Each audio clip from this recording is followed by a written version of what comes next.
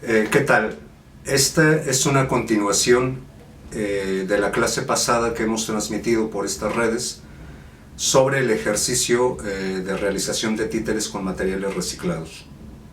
En la clase pasada comenzamos a ver algunas de las técnicas de tallado para poder realizar los miembros distintos movibles de nuestra figura.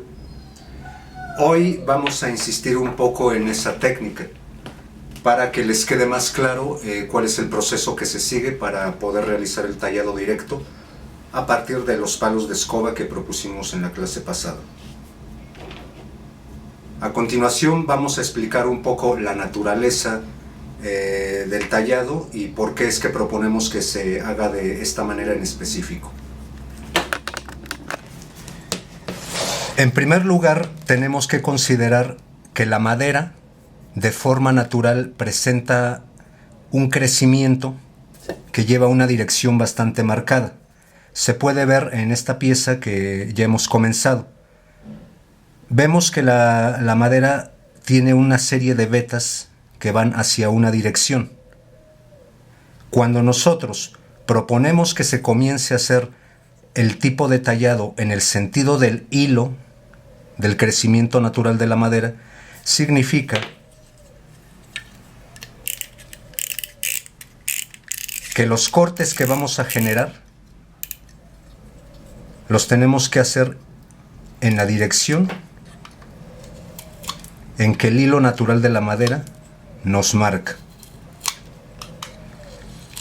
Esta es la forma más fácil de retirar el material que nos va sobrando de las piezas que vamos a generar, puesto que las vetas de la madera no interfieren directamente en un corte transversal, sino que lo estamos haciendo en la dirección del crecimiento natural.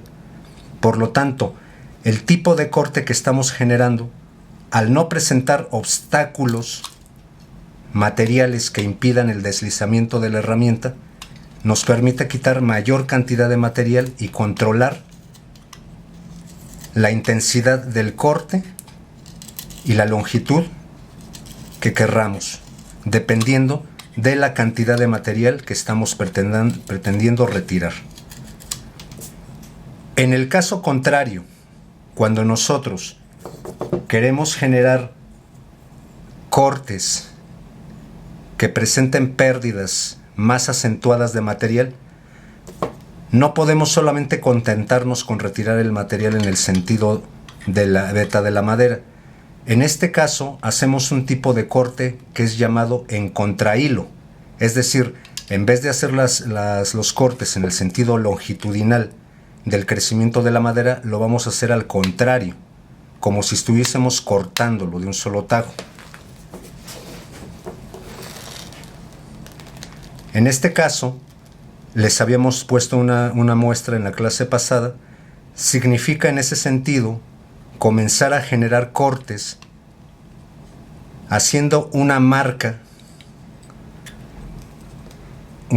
muy pequeña y después realizar el corte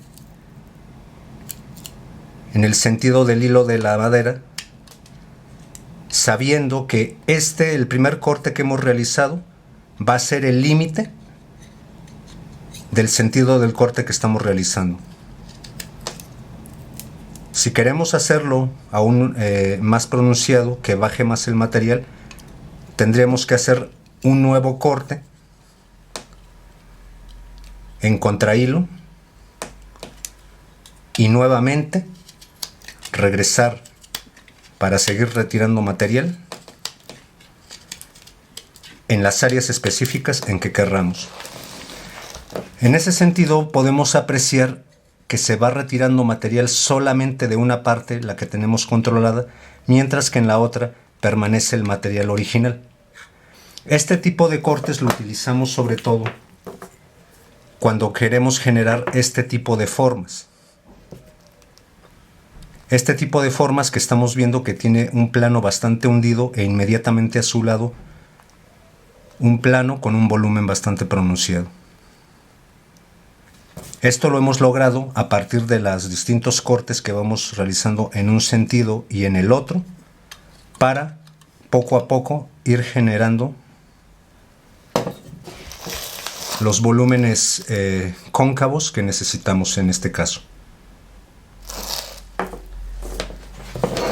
Regresando a la pieza inicial, podemos ver en ese sentido cómo comenzamos a generar parte del plano, pero en algún momento tendremos que comenzar a hacer lo contrario, para comenzar a suavizar los cortes que estamos generando. Continuaremos con esta pieza y se las presentaremos una vez que esté terminado. Bueno, este es un primer resultado de la pieza después del tallado con el cúter. Vamos a mostrarles a continuación cómo se hacen los terminados de redondeo para que los ángulos que presenta desaparezcan con el tallado. Bueno, en esta toma podemos apreciar que si bien la pieza está comenzando ya a tomar la forma general que se requiere, en este caso estamos haciendo la parte inferior de una de las piernas. Bueno, podemos apreciar que sobre todo en las orillas de la pieza aún sigue manteniendo la sensación cuadrada. Esta última sensación cuadrada la vamos a quitar suavizándola y haciendo redondas todas las terminaciones en cada uno de sus extremos. Aquí hay que tener mucho cuidado cuando se trata la madera, puesto que tenemos que ejercer bastante presión sobre el material a una distancia muy corta. Por lo tanto, recomiendo que el cúter se le deje el mínimo de navaja para que corramos menos riesgos a la hora de manipularlo. Tenemos que coger muy bien la pieza, sostenerla con mucha fuerza, hacer contrapeso con la mano que vamos a manipular nuestra navaja, hacer una especie de contrapeso o paso con un lado de la pieza y con el otro vamos sacando material con un movimiento de sacar el material hacia afuera. Ya no hay que tomar mucha longitud. En realidad lo que estamos buscando es redondear esta última parte de la pieza para que quite la sensación angulosa que presenta. Como podrán observar, son pedazos muy pequeños que voy quitando solo de material en la orilla, y esto poco a poco me va permitiendo que el material pierda esa rigidez y generemos planos redondeados que ayudan a que el movimiento de la pieza no se estorben las piezas entre ellas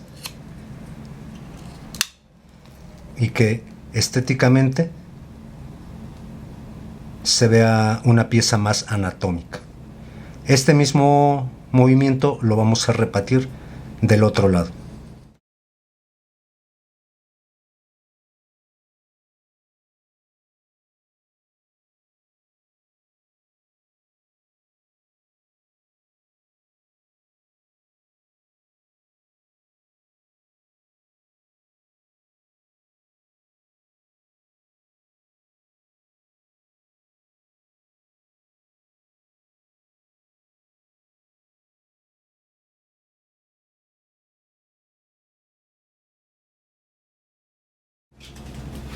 Como último paso, para terminar nuestras piezas, va a ser necesario que tengamos un poco de lija para madera, de un grano medio. En este caso estoy usando una lija del número 60, para repasar nuestra pieza y que quede lo más fina posible.